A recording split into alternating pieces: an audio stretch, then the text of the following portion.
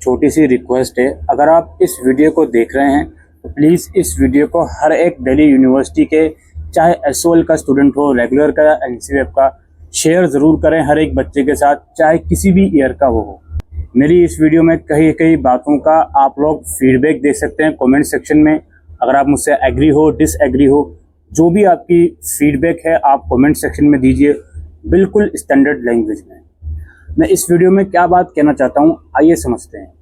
देखिए, दिल्ली यूनिवर्सिटी में पीजी में जो एडमिशन होते हैं, फ़िलहाल सीयूईटी पीजी के बेसिस पर होते हैं। मैं फ़िलहाल यहाँ पर रेगुलर और एनसीवेब एडमिशन की बात कर रहा हूँ।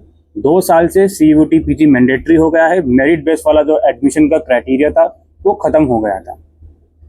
उसी तर्ज पर 2026 के जो एडमिशन हुए उसके लिए चूँकि सीयूईटी पीजी देना ज़रूरी है, तो दिसंबर या जनवरी में सीयूईटी पीजी के फॉर्म निकले थे और उसी टाइम पर दिल्ली यूनिवर्सिटी ने अपना एडमिशन ब्राउचर भी रिलीज़ कर दिया था, राइट।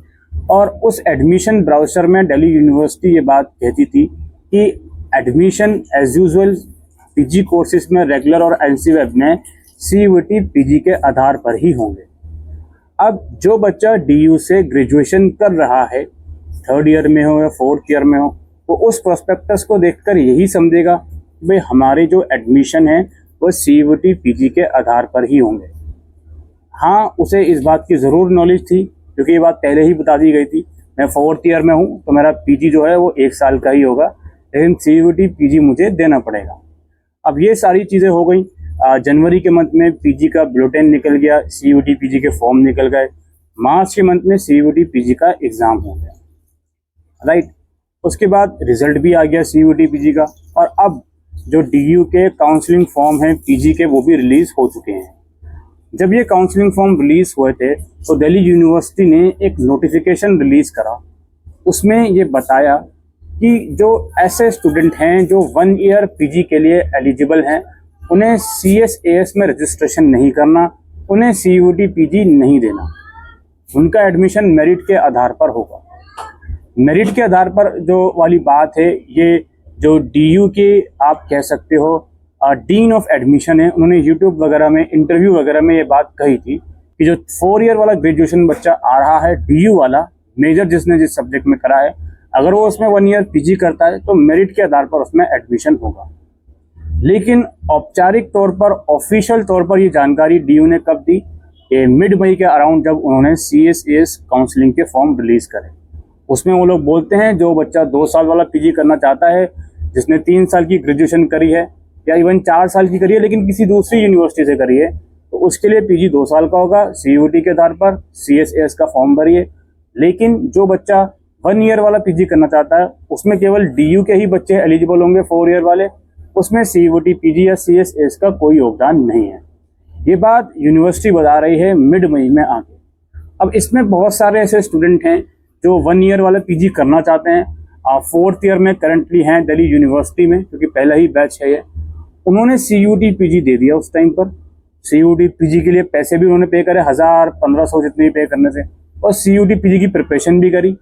उसके बाद पता ये लगता है कि भाई उस प्रिपरेशन का कोई फ़ायदा ही नहीं हुआ उनको, क्योंकि 1 ईयर वाला पीजी जो है उसमें एडमिशन ही मेरिट के आधार पर होगा। तो ये जो इन्फॉर्मेशन यूनिवर्सिटी ने इतनी लेट प्रोवाइड करी है मिड मई के मंथ में, इस लेट इन्फॉर्मेशन प्रोवाइड करने की वजह से वो बच्चे जो 4 ईयर में ऑलरेडी हैं और 1 ईयर पीजी करना चाहते हैं, उन्होंने बिना किसी वजह अपना पैसा लगाया सीयूईटी पीजी में, वो बच्चों के पैसा वेस्ट होने का जिम्मेदार कौन है? यूनिवर्सिटी ने पहले से ही ये बात क्यों नहीं बताई कि जो 1 ईयर वाला पीजी है उसमें एडमिशन हम देंगे मेरिट के आधार पर, उसमें सीयूईटी का कोई योगदान नहीं है। इस बात को कोई भी नहीं उठाता है। बहुत से पेजेस हैं, इंस्टाग्राम पे हो या यूट्यूब पे हो, इन्फॉर्मेशन प्रोवाइड करने वाले, बहुत अच्छा काम कर रहे हैं, आप इन्फॉर्मेशन प्रोवाइड कीजिए। लेकिन इस बात को भी जो यूनिवर्सिटी के माइनस पॉइंट्स हैं, जो यूनिवर्सिटी जहाँ पर लैग करता है, इसे आगे कोई क्यों नहीं रखता है जी? आज से 2-3 साल पहले भी एसओएल में पीजी एडमिशन में ये चीज़ें हुई थी कि एसओएल को ये चीज़ बताई ही नहीं गई कि उसमें सीयूईटी पीजी वाला बच्चा भी एडमिशन ले सकता है। और जब एसओएल का प्रोस्पेक्टस आया जून में, तब ये बात क्लियर हुई कि कुछ सीटें CUET PG के बेसिस पर फिलअप करी जाएंगी और कुछ सीटें मेरिट के आधार पर।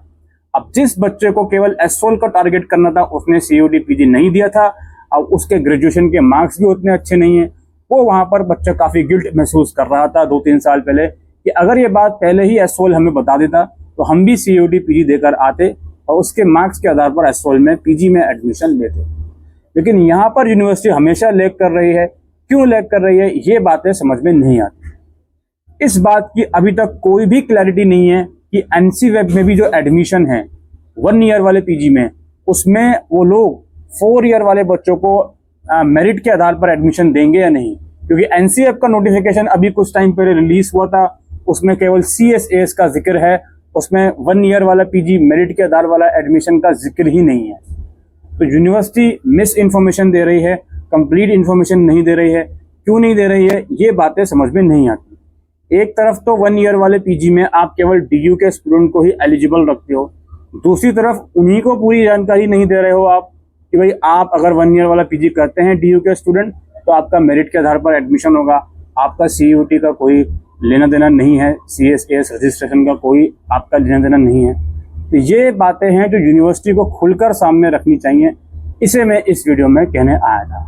आपकी क्या राय है मेरे इस कॉन्सेप्ट के बारे में, मेरी इस बातों के बारे में? प्लीज़ मुझे कमेंट सेक्शन में लिखकर ज़रूर बताइए। शुक्रिया।